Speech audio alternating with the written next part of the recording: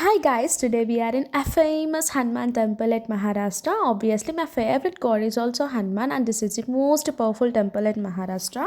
ఎక్కడ చూడండి హనుమాన్ని మాత్రం మనం ఇక్కడ దర్శనం చేసుకుంటాము. ఇక్కడ లేడీస్‌కి మాత్రం లోపటికి మాత్రం అలౌ లేదు. ఓన్లీ జెంట్స్‌కి మాత్రమే లైన్ కట్టి ఇంకా లోపట స్వామిని దర్శనం చేసుకుంటాడు. చూడండి హనుమాన్ ఎలా ఉంటాడో. హనుమాన్‌ని చూస్తే కూడా మంచి పాజిటివ్ ఫీలింగ్ వస్తుంది.